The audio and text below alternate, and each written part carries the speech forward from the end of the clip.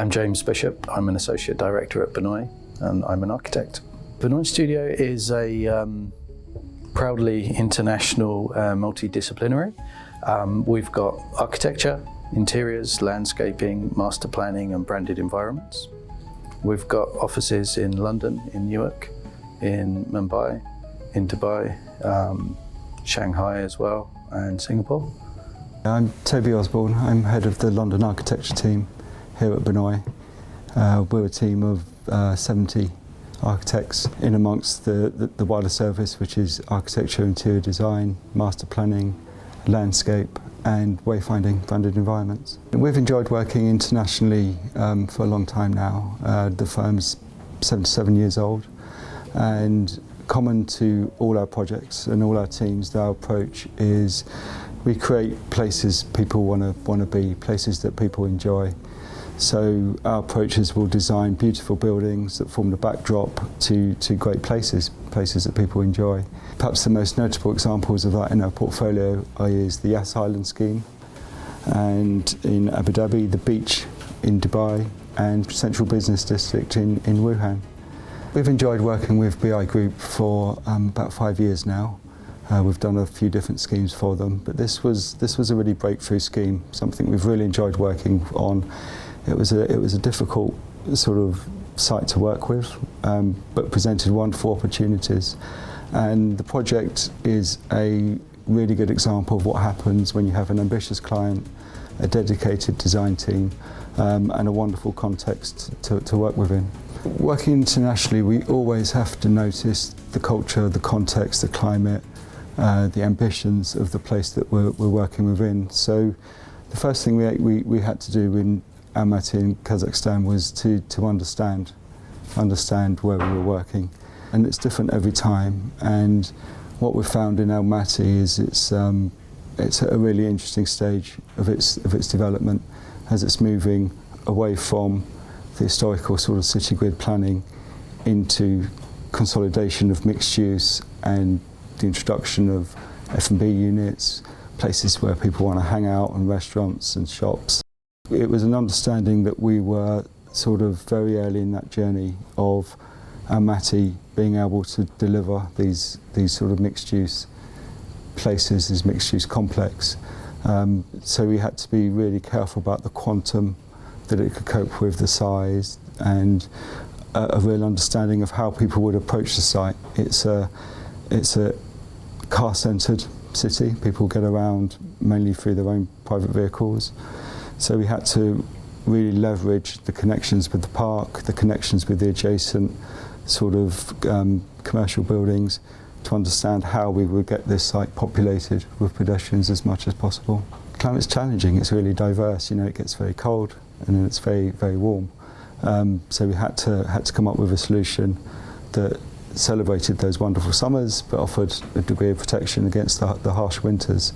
So the orientation of the buildings, how we manipulated the levels to create overhangs to achieve sort of solar shade, passive shading in the summer. So the climate was one of the challenges, understanding how people use their sort of social time, how they're going to come together, what they're going to do, what uses the conference centre was going to offer, what uses the adjacent commercial businesses would offer the site, and what would happen at weekends in this park and how that would use the site. So it's understanding what was happening there, adjacency, to inform how we would arrange the complex. In Kazakhstan, I think there's a number of opportunities that we've kind of considered.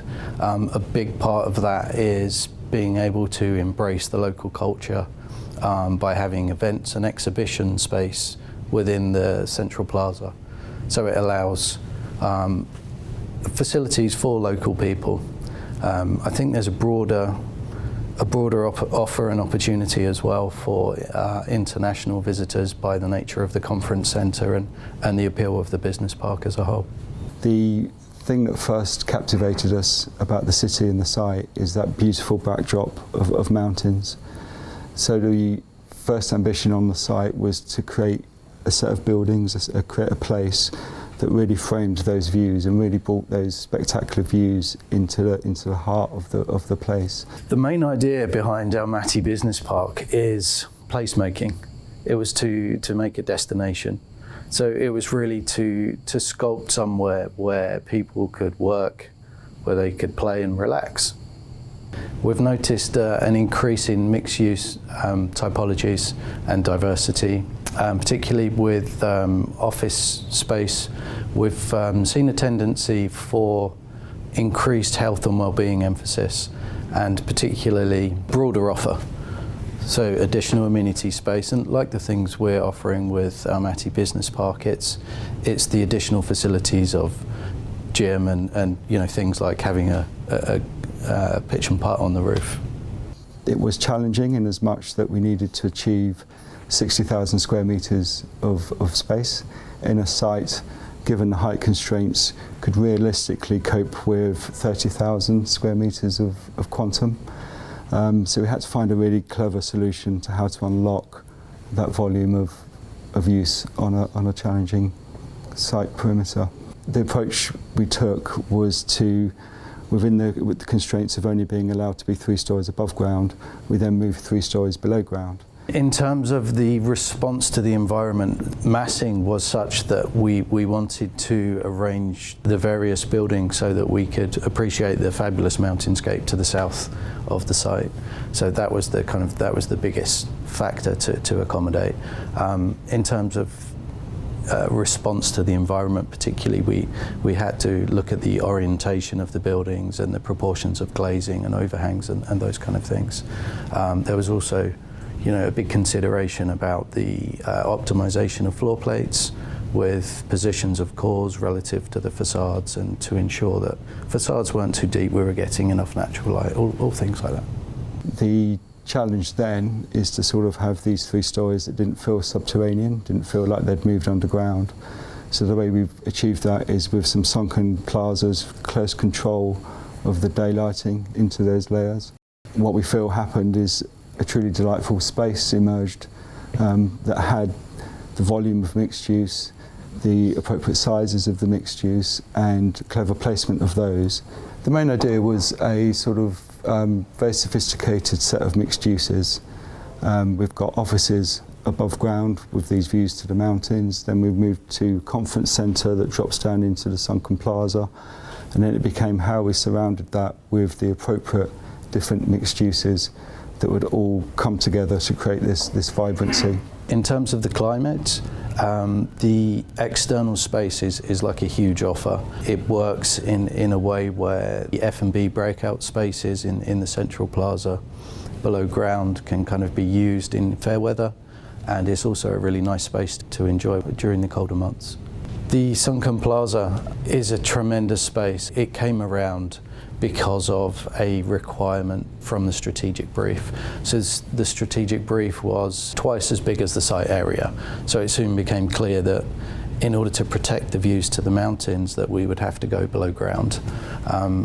Part of that was dissecting the site in a way that would protect those views and have a really good circulation and connectivity across the site.